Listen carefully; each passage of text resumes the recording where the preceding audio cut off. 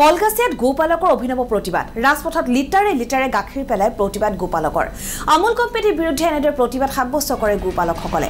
fat নথকা বুলি কোম্পানীয়ে গাখীৰ উভতাই দিয়াক লৈ সৃষ্টি হয় উত্তপ্ত পৰিস্থিতি আগতীয়া জাননী নিদিয়াকৈ গাখীৰ ঘূৰাই দিয়াত প্ৰায় 2000 গাখীৰ নষ্ট হয় গোপালকসকলৰ ক্ষুব্ধ গোপালকসকলে পথতে গাখীৰ ঢালি প্ৰতিবাদ সাব্যস্ত কৰে উল্লেখযোগ্য যে কেন্দ্ৰটোত ইমান দিনে ন্যূনতম 30% ফেট থকা গাখীৰ ক্ৰয় কৰি আহিছিল কোম্পানীটোৱে হঠাতে ইয়াৰ পৰিমাণ 85% লৈ বৃদ্ধি কৰাত এতিয়া বিপদত পৰিছে গোপালকসকল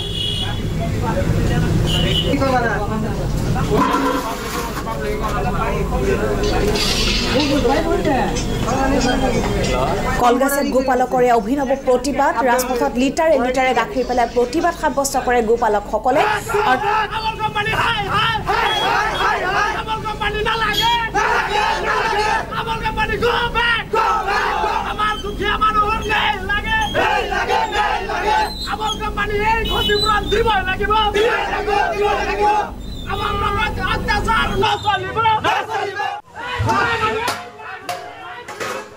এটা 6 বছৰ ধৰে আমি গাখীৰ দি আছো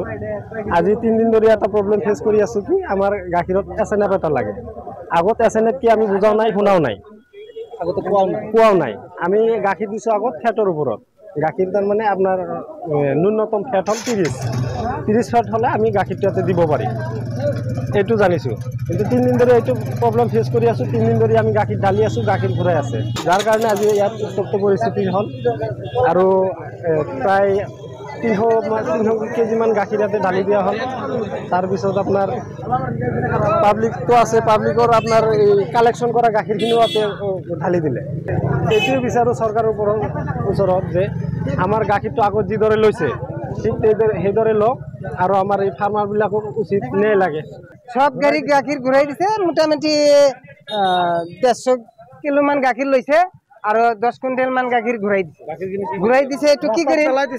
বিক্ৰী কৰাৰ 6টা 7টা বাজি গেল সব গাখীৰ ৰাস্তাত পেলাই দিছে